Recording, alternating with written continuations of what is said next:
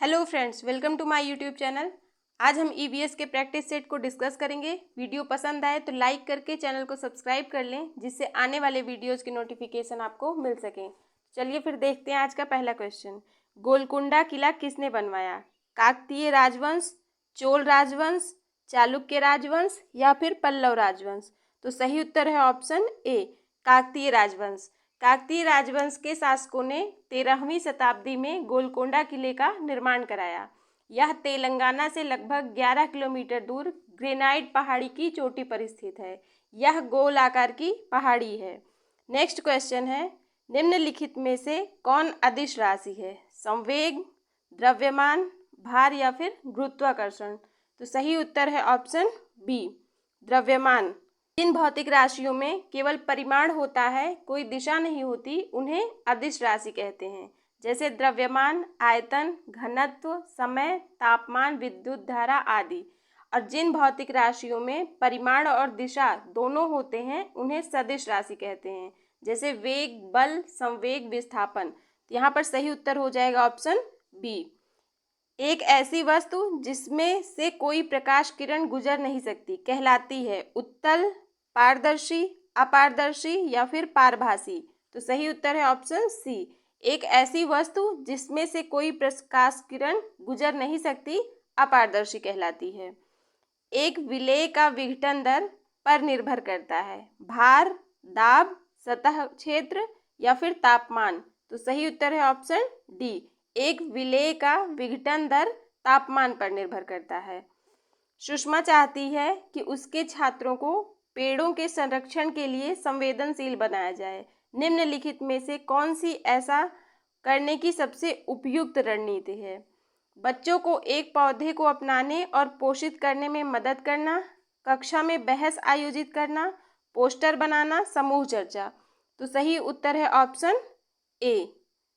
पेड़ों के संरक्षण के लिए छात्रों को संवेदनशील बनाने के लिए सबसे उपयुक्त रणनीति होगी बच्चों को एक पौधे को अपनाने और उसका पोषण करने में मदद करना। नेक्स्ट क्वेश्चन है, अभय ने अपने छात्रों से उन बीमारियों पर समूहों में एक सर्वेक्षण करने के लिए कहा जिनसे उनके पड़ोस के लोग पीड़ित थे। पाठ्यपुस्तक में सर्वेक्षण का उल्लेख नहीं किया गया है। इस शिक्षण अधिगम की रणनीति के लिए कौन सा विकल्प प्रासंगिक नहीं है? इससे बच्चों को वास्तविक जीवन के साथ सीखने में मदद मिली। इससे समुदाय को उन बीमारियों को समझने में मदद मिली जिनसे वे पीड़ित थे। इसने बच्चों को डेटा हैंडलिंग समझने और एक साथ काम करने में सक्षम बनाया। इसने समुदाय के साथ बातचीत करने का अवसर प्रदान किया। तो सही उत्तर है ऑप्शन बी, इससे समुदाय को उन बीमारियों को समझने में मदद मिली जिनसे वे पीड़ित थे। समुदाय एक महत्वपूर्ण शिक्षण और अधिगम संसाधन है क्योंकि यह सस्ता और सुलभ है। बुजुर्ग लोग बुद्धिमान हैं और उनके पास समय है। यह वास्तविक परिस्थिति में सीखने का अवसर प्रदान करता है।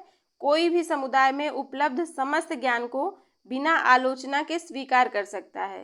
तो सही उत्तर है ऑप्शन सी, यह वास्तविक परिस्थिति में सीखने का अवसर प्रदान करता है क्योंकि इसमें छात्र सक्रिय रूप से भाग लेकर सीखेंगे। नेक्स्ट क्वेश्चन है, ईवीएस शिक्षण अधिगम में कक्षा में प्राप्त अधिगम को विद्यालय के बाहर के जीवन से जोड़ने और इसे समृद्ध करने का तात्पर्य है पूर्ण विद्यालय दृष्टिकोण, पाठ्यचर्या से बाहर जाना, वैश्विक पर्यावरण मुद्दों और चिंताओं को पाठ्यपुस्तकों से लिंक करना, पाठ्यपुस्तकों से बाहर जाना? तो सही उत्तर है ऑप्शन डी, पाठ्यपुस्तकों से बाहर जाना, क्योंकि क्षेत्र भ्रमण छात्रों को शैक्षिक अनुभव प्रदान करता है। इससे बच्चे अधिक से अधिक सीख सकते हैं।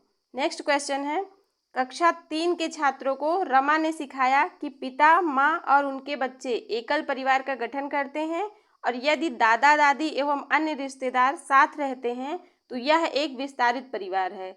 आप इस बारे में क्या सोचते हैं? शिक्षण अधिगम दृष्टिकोण समावेशी नहीं है। परिवार की परिभाषा गलत है।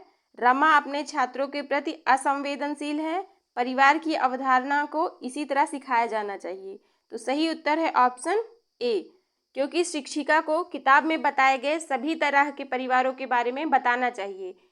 इसके बाद उन्हें बताना चाहिए कि सभी परिवार एक दूसरे से कैसे अलग हैं, लेकिन यहाँ पर रमा ने सिर्फ एकल और विस्तारित परिवार के बारे में ही बताया है। तो सही उत्तर हो जाएगा ऑप्शन ए, शिक्षण अधिगम दृष्टिकोण समावेशी नहीं है। निम्नलिखित में से कौन सी ईवीएस कक्षा में गतिविधि है? चित्र पढ़ना, फील्ड भ्रमण, श्यामपट्ट का उपयोग, ये सभी। तो सही उत्तर है ऑप्शन डी, चित्र पढ़ना, फील्ड भ्रमण, श्यामपट्ट का उपयोग, तीनों ही ईवीएस कक्षा की प्रमुख गतिविधियां हैं। नेक्स्ट क्वेश्चन है, पर्यावरण अध्ययन पाठ्यक्रम बच्चों की समग्र शिक्षा का कारण बन सकता है यदि यह है समावेशी, विषयगत, एकीकृत, ये सभी। तो सही उत्तर है ऑप्शन डी, ये सभी। पर्यावरण अध्ययन पाठ्यक्रम बच्चों की समग्र शिक्षा का कारण बन सकता है यदि वह समावेशी, विषयगत, एकीकृत, तीनों ही है। समावेशी पाठ्यक्रम में सभी बच्चों की ज़रूरतों को समायोजित किया जाता है। सभी बच्चों को उनकी क्षमता के अनुसार शामिल करके समय, स्थान और अवसर प्रदान किया जाता है। और विषयगत पाठ्यक्रम में विषय को आधार मानकर पाठ्यक्रम को बनाया जाता है। इसमें बच्चों की अपेक्षा पाठ्यक्रम को ज़्यादा महत्व दिया जाता है। और एकीकृत पाठ्यक्रम में बच्चों को समग्र रूप से सीखने की अनुमति देता है। यह पारंपरिक विषय बाधाओं को अनदेखी करके उद्देश्यपूर्ण सीखने पर जोर देता है। नेक्स्ट क्वेश्चन है, ईवीएस पाठ्य पुस्तक में सपेरे का एक अध्याय है। इसका उद्देश्य बच्चों को जागरूक करना और संवेदनशील बनाना है। यह एक अवैध कार्य है। पशुपालन आजीविका का अच्छा स्रोत है सपेरों के लिए, क्योंकि बच्चे इन दिनों अक्सर उन्हें नहीं देखते हैं। सपेरे सांपों को नुकसान नहीं पहुंचा सकते और उन्हें अपनी आजीविका से वंचित करने से पहले इसके लिए उन्हें विकल्प प्रदान करने की आवश्यकता है।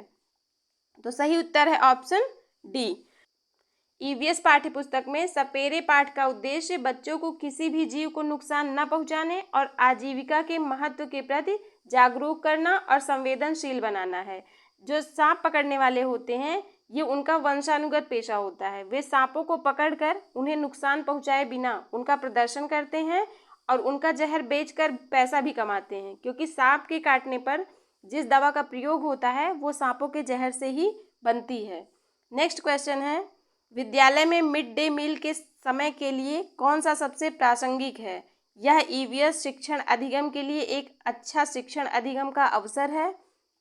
शिक्षण अधिगम के साथ इसका कोई लेना देना नहीं है। यह शिक्षण अधिगम के बहुत ही मूल्यवान समय को बर्बाद करता है। यह उन बच्चों के लिए है जो विद्यालय में खाली पेट आते हैं। तो सही उत्तर है ऑप्शन ए, यह ईवीएस शिक्षण अधिगम के लिए एक अच्छा शिक्षण अधिगम का अवसर है।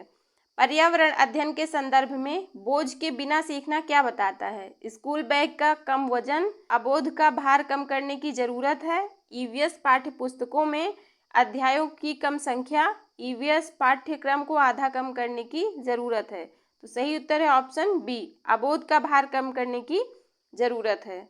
ईवीएस कक्षा में समूह अधिगम ग्रुप लर्निंग का क्या उद्देश्य है? लड़के और लड़कियां अलग अलग सीख सकते हैं। छात्रों को आसानी से प्रबंधित करने और कार्यभार कम करने के लिए प्रत्येक बच्चे को सक्रिय रूप से भाग लेने और सीखने के लिए सहयोग और एक साथ काम करने के लिए फायदों को समझाना, अच्छा करने वाले और कम अच्छा करने वाले छात्रों को अलग करने और उनके उपचारित शिक्षण के लिए। तो सही उत्तर है ऑप्शन सी, प्रत्येक बच्चे को सक्रिय रूप से भाग लेने और उन्हें सीखने के लिए सहयोग और एक साथ काम करने के लिए फायदों को समझाना, क्योंकि समूह शिक्षण छात्रों को सक्रिय रूप से सीखने को प्रोत्साहित करने के लिए एक प्रभावी तरीका है। बाला का पूरा रूप क्या है? अधिगम सहायक के रूप में ब्रेल, ब्रेल सहायता प्राप्त अधिगम आकलन, मस्तिष्क सहायता प्राप्त अधिगम परीक्षण, अधिगम सहायक के रूप में बिल्डिंग। तो सही उत्तर है ऑप्शन डी, अधिगम सहायक के रूप में बिल्डिंग। इसका फुल फॉर्म होता है बिल्डिंग एज लर्निंग एड।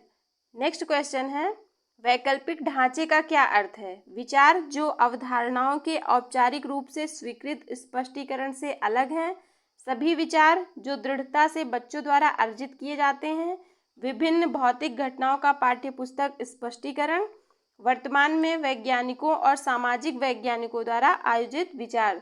तो सही उत्तर है ऑप्शन ए, वैकल्पिक ढांचे का अर्थ विचार जो अवधारणाओं के औपचारिक रूप से स्वीकृत स्पष्टीकरण से अलग हैं। नेक्स्ट क्वेश्चन है, महिलाएं पुरुषों की तुलना में कमजोर हैं, यह है अंधविश्वास, मिथक, वैज्ञानिक तथ्य या फिर रूढ़िबद्ध धारणा। तो सही उत्तर है ऑप्शन बी, महिलाएं पुरुषों की तुलना में कमजोर हैं, यह एक मिथक है। भारत में बिहार के सापेक्ष जम्मू कश्मीर और गोवा की स्थिति क्या है? पश्चिम और पूर्व, पूर्व और पश्चिम, उत्तर पश्चिम और दक्षिण पश्चिम, दक्षिण पश्चिम और उत्तर पूर्व। तो सही उत्तर है ऑप्शन सी, भारत में बिहार के सापेक्ष जम्मू और कश्मीर और गोवा की स्थिति उत्तर पश्चिम और दक्षिण पश्चिम है। वाष्पीकरण की प्रक्रिया निम्नलिखित में से किस स्थिति में सबसे धीमी होगी? सतह क्षेत्र बढ़ता है लेकिन तापमान घटता है, सतह क्षेत्र घटता है लेकिन तापमान बढ़ता है, सतह क्षेत्र और तापमान दोनों में वृद्धि, सतह क्षेत्र और तापमान दोनों में कमी। तो सही उत्तर है ऑप्शन डी, सतह क्षेत्र और तापमान दोनों में कमी, क्योंकि जब पृष्ठीय क्षेत्रफल कम होगा तो द्रव को उबलने में अधिक समय लगेगा, जिससे वाष्पीकरण की प्रक्रिया धीमी हो जाएगी, और जब तापमान कम होने के कारण द्रव को वाष्पीकृत होने में अधिक समय लगेगा तो इससे भी वाष्पीकरण की प्रक्रिया धीमी हो जाएगी। तो सही उत्तर हो जाएगा ऑप्शन डी, सतह क्षेत्र और तापमान दोनों में कमी। स्थानों, दूरियों और दिशाओं की सापेक्ष स्थिति को समझने की क्षमता है चित्रण कौशल, ग्राफिक कौशल, स्थितीय कौशल, दिशात्मक कौशल। तो सही उत्तर है ऑप्शन ए, स्थानों, दूरियों और दिशाओं की सापेक्ष स्थिति को समझने की क्षमता है चित्रण कौशल। किस राष्ट्रीय पाठ्यचर्या रूपरेखा एनसीएफ ने पर्यावरणीय अध्ययन को प्राथमिक स्तर पर एक समन्वित पाठ्यक्रम क्षेत्र के रूप में पढ़ाए जाने की सिफारिश की?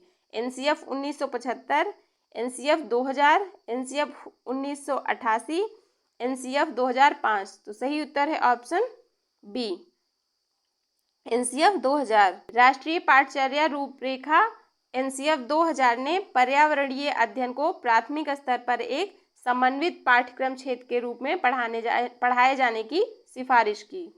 नदी बांधों से उत्पन्न जल विद्युत के लिए निम्नलिखित में से कौन सा कथन सत्य नहीं है? यह पानी या हवा को प्रदूषित नहीं करता, जल विद्युत सुविधाओं से बड़े पर्यावरणीय प्रभाव हो सकते हैं, बांध टिकाऊ विकास को प्रोत्साहित करते हैं, बांध स्वदेशी लोगों को अपनी नदी की जीवन रेखाओं से अलग करते हैं। करेक्ट आंसर हो जाएगा ऑप्शन सी, बांध टिकाऊ विकास को प्रोत्साहित करते हैं। नदी बांधों से उत्पन्न जल विद्युत के लिए यह कथन सत्य नहीं है। नेक्स्ट क्वेश्चन है, उगते सूर्य का प्रदेश किसे कहा जाता है? उत्तर प्रदेश, मध्य प्रदेश, अरुणाचल प्रदेश या फिर उत्तराखंड? तो सही उत्तर है ऑप्शन सी, अरुणाचल प्रदेश। अरुणाचल प्रदेश को उगते सूर्य का प्रदेश कहा जाता है क्योंकि यहाँ पर सूर्योदय सबसे पहले होता है। दक्षिण भारत का प्रवेश द्वार किसे कहा जाता है? तमिलनाडु, आंध्र प्रदेश, केरल, तेलंगाना। तो सही उत्तर है ऑप्शन ए, तमिलनाडु को दक्षिण भारत का प्रवेश द्वार कहा जाता है। निम्नलिखित में से कौन सी ग्रीन हाउस गैसें हैं? कार्बन डाइऑक्साइड, मीथेन, जलवाष्प, उपर्युक्त सभी। तो सही उत्तर है option D, carbon dioxide, methane, जलवाष्प तीनों ही ग्रीन हाउस गैसें हैं। भारत में ठंडे रेगिस्तान मानसून से प्रभावित क्यों नहीं होते? ठंडे रेगिस्तान हिमालय की वृष्टि छाया में रहते हैं, ठंडे रेगिस्तानों में हवा बहुत पतली होती है, ठंडे रेगिस्तान बहुत कम ऊंचाई पर हैं, ठंडे रेगिस्तानों में गर्म गर्मियां और बेहद ठंडी सर्दियां होती हैं। तो सही उत्तर है ऑप्शन ए, भारत में ठंडे रेगिस्तान मानसून से प्रभावित नहीं होते क्योंकि ये ठंडे रेगिस्तान हिमालय की वृष्टि छाया में रहते हैं। नेक्स्ट क्वेश्चन है, निम्नलिखित में से क्या एक पर्यावरण अध्ययन में ज्ञान की रचना में बहुत ही महत्वपूर्ण है? बच्चों की सक्रिय भागीदारी, पर्यावरण अध्ययन को कक्षा की चार दीवारी से बाहर सिखाना, बच्चों के स्थानीय ज्ञान को विद्यालय के ज्ञान से संबंधित करना, उपर्युक्त सभी। तो सही उत्तर हो जाएगा ऑप्शन डी, ये तीनों ही कथन पर्यावरण अध्ययन में ज्ञान की रचना में बहुत ही महत्वपूर्ण है। नेक्स्ट क्वेश्चन है, पर्यावरण अध्ययन के पाठ्यक्रम में उपविषयों के स्थान पर थीम को प्रस्तावित किया गया है, क्यों? बच्चों के परिवेशीय बोध में वृद्धि करने के लिए, पर्यावरण अध्ययन में पाठों को कम करने के लिए, बच्चों के स्थानीय परिवेश के मुद्दों से जुड़े हुए और अंतः संबंधित समझ के विकास के लिए उप विषयों की तुलना में थीम आधारित पर्यावरण अध्ययन का संपादन आसान है। तो सही उत्तर है ऑप्शन सी, बच्चों के स्थानीय परिवेश के मुद्दों से जुड़े हुए और अंतः संबंधित समझ के विकास के लिए, क्योंकि बच्चों का संबंध स्थानीय परिवेश से होता है, संबंधित मुद्दे इन्हीं से जुड़े होते हैं। नेक्स्ट क्वेश्चन है, एक शिक्षक हमेशा क्रियाकलापों को कराने के बाद प्रश्नों और चर्चाओं का संचालन करता है।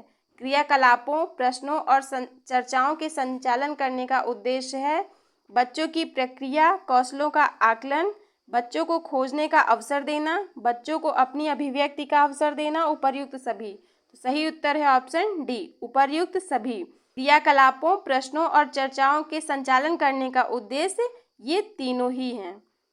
तो फ्रेंड्स, आज के लिए बस इतना ही। मिलते हैं नेक्स्ट वीडियो में। वीडियो पसंद आए तो please like, share and subscribe. Thank you so much.